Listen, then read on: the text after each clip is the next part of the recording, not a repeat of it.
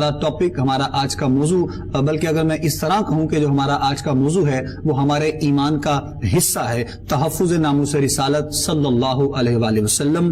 Holland میں جو گستاخانہ خاکے ہیں اور دل مسلم پر ٹوٹتی جو بجلیاں ہیں، آج اس پر انشاءاللہ ہم اپنی مکمل پروگرام میں گفتگو کریں گے۔ گفتگو کے لیے ہمارے ساتھ ہمارے اس پروگرام میں راہ فلاح میں بارہا آپ ان کی زیارت کر چکے ہیں اور ہمارے بہت محترم ہیں، بہت آپ سے محبت کا ایک ہمارا رشتہ قائم ہے۔ پروفیسر صاحبزادہ محمد علی کریمی صاحب ہمارے آج کے پروگرام میں تشریف لائے۔ کریمی صاحب آپ کو بھی خوش آمدید کہیں گے آج کے اس پروگرام میں۔ صاحبزادہ محمد علی کریمی صاحب آپ کی طرف آنا چاہوں گا۔ کریمی صاحب، گفتگو آپ نے سنی علامہ حافظ اللہ سہروردی صاحب کی بھی، کیا اس حوالے سے آپ فرمائیں گے یا اہل مغرب یہ سمجھنے سے ہی قاصر ہیں کہ مسلمان اپنے نبی دو عالم صلی اللہ علیہ وآلہ وسلم کی حرمت کے بارے میں کس قدر حساس ہیں، یا وہ جان بوجھ کر ہی امام الانبیاء کی شان اقدس میں گستاخیاں کیا کرتے ہیں؟ کیا کہیں گے آپ اس حوالے سے؟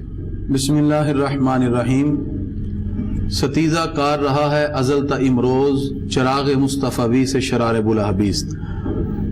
سلطانی صاحب، آپ نے جو سوال کیا کہ اہل مغرب جی کیا مسلمانوں کے اس جذبہ ایمان کو سمجھنے سے قاصر ہیں، اس پر بات کرنے سے پہلے میں علامہ حفیظ اللہ سہروردی صاحب کی ہی بات کو آگے بڑھاتے ہوئے سب سے پہلے میں ہسٹوریکلی یہ بات عرض کرنا چاہوں گا تاریخ کے پس منظر میں جی کہ یہ کیوں گستاخی کرتے ہیں۔ بلاسفامی کا قانون ہوتے ہوئے دنیا کے مختلف مقامات پر پھر سرور کائنات صلی اللہ علیہ وسلم کی گستاخی کا سلسلہ کیوں جاری ہے؟ اللہ تعالیٰ قرآن مجید فرقان حمید میں اپنے محبوب کی نعت ذکر کرتا ہے، یا ایھا النبی انا ارسلناک شاہدا ومبشرا ونذیرا، اے غیب کی خبریں بتانے والے، ہم نے آپ کو حاضر و ناظر، غیب کی خبر دینے والا، خوشخبری سنانے والا اور ڈر سنانے والا بنا کے بھیجا۔ اور حکم ہوا لتؤمنوا باللہ ورسولہ، تاکہ اے لوگو تم اللہ اور اس کے رسول پر ایمان لاؤ۔ اس کے بعد اللہ تعالیٰ ارشاد فرماتا ہے وَتُعَزِّرُوهُ وَتُوَقِّرُوهُ، اللہ فرماتا ہے تم پر لازم ہے تم میرے محبوب کی تعظیم بھی کرو، ان کی توقیر بھی کرو۔ یہ جو لفظ قرآن میں ہے وَتُعَزِّرُوهُ وَتُوَقِّرُوهُ، یہ اس بات کی دلیل ہے دنیا کے کسی بھی کونے میں کوئی شخص بستا ہو، جیسے دنیا کے کسی کونے میں رہنے والا شخص اپنا منہ قبلہ کی طرف کر کے نماز پڑھتا ہے، وہ وہاں پاؤں نہیں پھیلاتا، اس جہت کا ادب کرتا ہے، ایسے ہی اس عظیم ہستی کا ادب بھی ضروری ہے جس نے بیت اللہ کو بھی بتوں سے پاک کر کے اس کو منزلت اور شرف عطا فرما دیا۔ بے شک اس اعتبار سے تو واضح طور پہ یہ بات معلوم ہوئی، لیکن جو دوسرے لوگ ہیں وہ تو قرآن کو نہیں مانتے جی، اور اللہ تعالیٰ نے قرآن مجید فرقان حمید میں یہودیوں عیسائیوں کی مسلمانوں سے ازلی دشمنی کو بیان کیا۔ اللہ تعالیٰ نے توریت میں اپنے محبوب کی شان ذکر فرمائی۔ توریت میں اللہ تعالیٰ اپنے محبوب کو معاذ معاذ کے نام سے ذکر کرتا ہے، جس کا مطلب طیب اور طیب ہے۔ انجیل مقدس میں اللہ تعالیٰ نے اپنے محبوب کو فار کلید قرار دیا، جن کا مطلب سب سے زیادہ خوبیوں والا ہے۔ وہ ساری کی ساری کتابوں میں آقا علیہ الصلوۃ والسلام کا بالتخصیص ذکر کیا گیا۔ نبی کریم صلی اللہ علیہ وسلم کی ان علامات کو جاننے کے بعد بھی مدینہ منورہ میں یہودی عیسائی سرکار کی رسالت کو ماننے کے لیے تیار نہیں، دل کا بغض ہے۔ اللہ فرماتا ہے یہ لوگ جیسے اپنے حقیقی بیٹے کو پہچانتے ہیں، اس سے بھی زیادہ یہ جانتے ہیں کہ آپ اللہ کے آخری نبی ہیں، لیکن نہیں مانتے۔ دل کا بغض ہے کہ یہ بنی اسرائیل میں کیوں نہیں آئے، یہ بنی اسماعیل میں کیوں آ گئے۔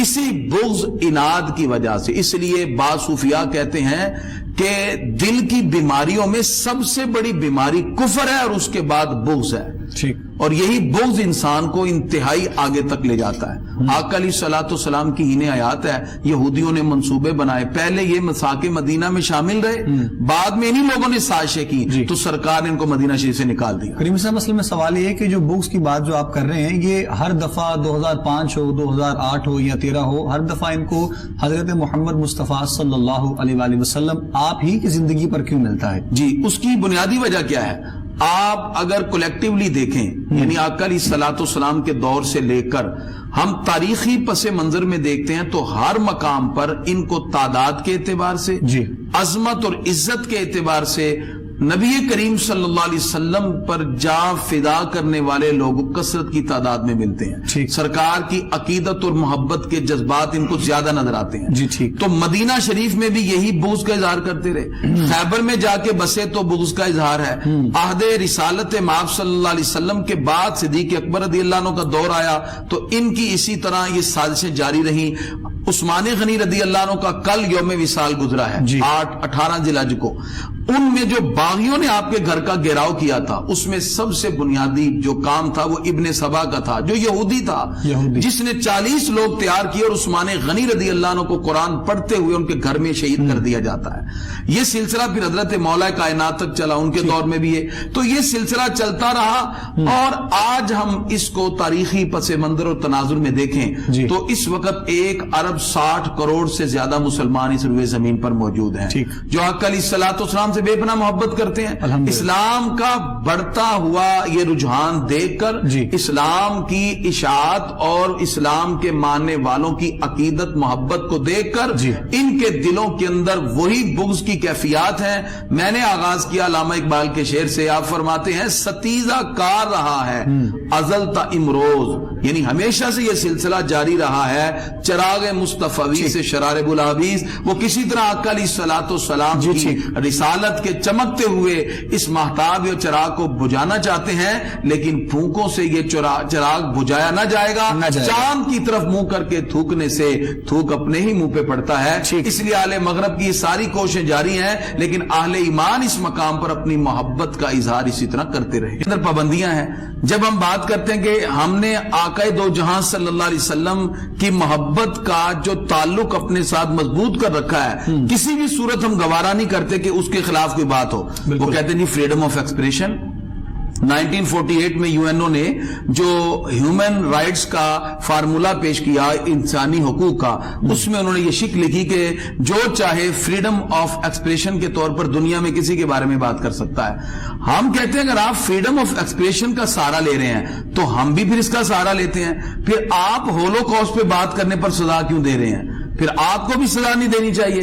اگر آپ کہتے ہیں کہ ہمیں تکلیف ہوتی ہے کہ ہولوکاسٹ کا نام لیں تو ہمارے مرنے والے ان آباء و اجداد کی وہ ساری کیفیتیں ہمارے سامنے آ جاتی ہیں, ایسی صورت میں ہمیں چاہیے کہ ہم بھی پھر ہولوکاسٹ کو نمایاں کر کے ان کے خاکے بنا کر ان کے سامنے پیش کریں, تاکہ ان کو بھی احساس ہو کہ اگر ہم ان کو تکلیف ہوتی ہے ہولوکاسٹ ذکر کرنے سے تو ہمارے دلوں پر بھی یقیناً وہ کیفیات گزرتی ہیں جب ہمارے پیارے نبی صلی اللہ علیہ وسلم کے بارے میں کوئی تنقید کا عمل کیا جاتا ہے.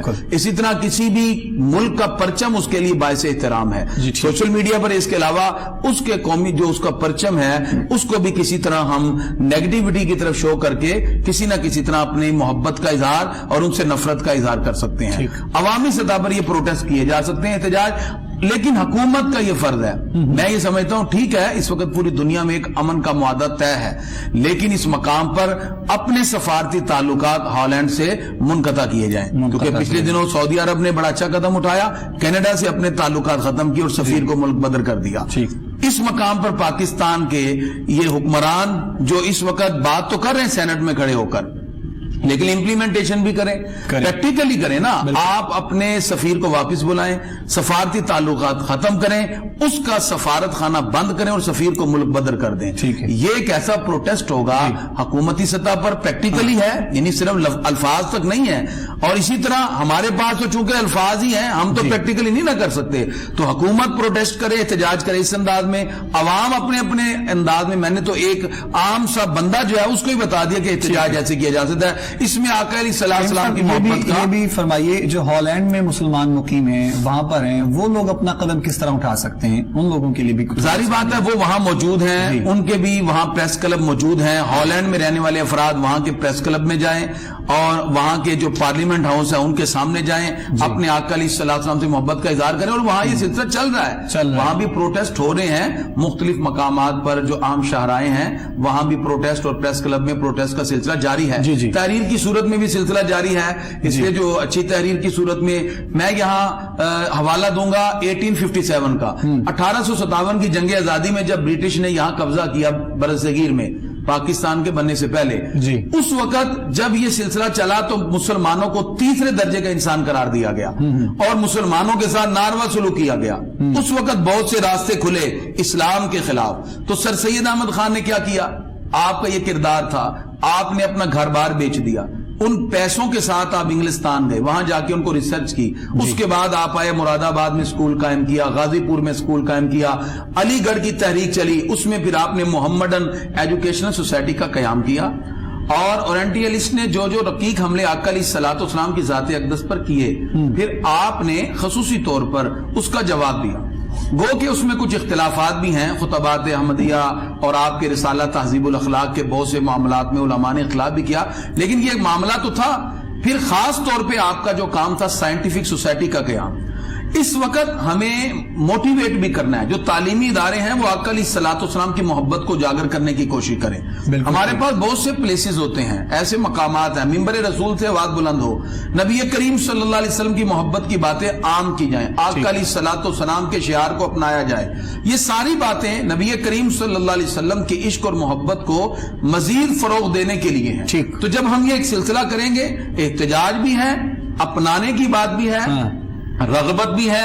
اگر سر سید احمد خان یہ قدم نہ اٹھاتے تو لوگوں میں کبھی بھی ٹو نیشن تھیوری, دو قومی نظریے کا وہ امیج نہ بنتا جس کو فکر اقبال لے کر چلے. تو میں چاہوں گا ہمارے ان اسلاف نے علامہ اقبال کی سوچ میں جو آپ نے کہا گفتار سیاست میں وطن اور ہی کچھ ہے, گفتار نبوت میں وطن اور ہی کچھ ہے, ہم گفتار نبوت میں دیکھتے ہوئے وطنیت کو سمجھیں کہ ہمارے ہاں پاکستان سے محبت, ملک سے محبت, لیکن یہ ساری چیزیں اسلام کے بلبوتے پر ہیں. میرے ہاتھ میں تھا جب تک میرے مصطفیٰ کا دامن, میرے پاؤں چومتی تھی یہی گردش زمان. ایک آپ کچھ کہنا چاہ رہے ہیں؟ اس میں میں ایڈ کرنا چاہوں گا کہ اس کو ختم کرنے کا طریقہ, دنیا میں امن کو قائم کرنے کی ذمہ داری اقوام متحدہ پر بھی ہے, UN پر. وہ یہ نہ ہو کہ صرف وہ سامنے ہے نا کریمی صاحب, جو ان کو اچھا لگتا ہے, جو ان کو اچھا لگتا ہے وہاں پر وہ اکٹھے ہیں,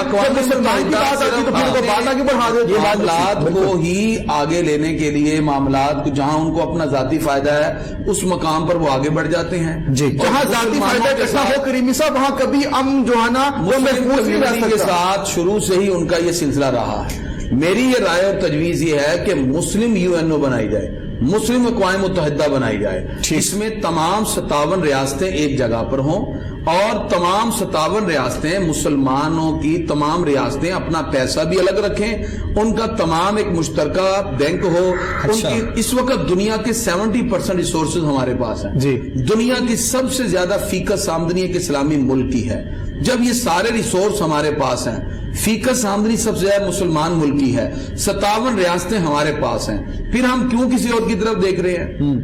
انتشار کو ختم کر کے اگر ہم یہ 57 ریاستیں ایک ہو جائیں صرف محبوب خدا کے نام پر, تو پھر ہم ان کو ہلا سکتے ہیں. یہ خاکے بھی بند ہوں گے, یہ گھٹنے بھی ٹیکیں گے, اس لیے کہ دنیا کے وسائل میں 70% اسلامی ممالک کے پاس. تو میں یہ چاہوں گا کہ یہاں یہ بات کہی جائے کہ مسلم UNO بنائی جائے, مسلم اقوام متحدہ بنائی جائے. ہمیں یہ معلوم ہو چکا ہے کہ اس وقت جو اقوام متحدہ ہے وہ صرف اور صرف اپنے معاملات کے لیے, جہاں ان کو اپنا فائدہ ہوتا ہے اس وقت وہ آواز اٹھاتے ہیں. جب بھی کوئی شخص کسی بھی مقام پر آ کر مسلمانوں کے ساتھ کوئی ایسا ناروا سلوک کرتا ہے, مسلمانوں کو ہی ہمیشہ انہوں نے ڈی ویلیو کیا ہے. دنیا کے کتنے ہی مقامات پر گاجر مولی کی طرح مسلمانوں کو کاٹا گیا, اس وقت ان کو امن دکھائی نہیں دے رہا. اور جب کوئی معاملہ کرسچینٹی پر آتا ہے, جیوز پر آتا ہے, اس وقت ان کی آوازیں بلند ہوتی ہیں. اگر مسلمان متحد ہو جائیں تو یہ خاکے بھی رک جائیں گے, اور پھر اس وقت ان کا دیوالیہ بھی ہوگا, اور ہم معاشی طور پر بھی اسٹرانگ ہو جائیں گے, اور سوشل ایکٹیویٹیز میں بھی ہم آگے بڑھ جائیں گے. بالکل علامہ صاحب, میں گزارش کروں گا کہ جس طرح حفیظ اللہ صاحب نے بات کی ہے کہ یہ گستاخیاں کرنے کا مقصد ہی یہی ہے کہ خود کلمہ گو اٹھ کر یہ بات سوال کرنا شروع کر دیں. بالکل, اگر پارلیمنٹ میں یہ معاملہ ہوا ہے تو اس کی بنیاد بھی یہ گستاخیاں بنی ہیں. آج میں خود کے ایسے لوگوں کو میں نے سنا ہے کہ جنہوں نے کلمہ گو ہو کر بھی آقا علیہ السلام کی عزت کے حوالے سے نرم پہلو نکالنے کی کوشش کی ہے. ایک اورینٹیلسٹ ہے ایڈورڈ سائیڈ, اس نے باقاعدہ طور پر, میں نے اس کو ریسرچ کی, اس نے کہا کہ یہ پاکستان یہ کیا ہے, یہ تو ہماری کالونی ہے. وہ خود کہتا ہے, اس نے کہا ہمارا نصاب یہ پڑھتے ہیں, ہمارا سلیبس یہ پڑھتے ہیں, یہ تو ہماری کالونی ہے.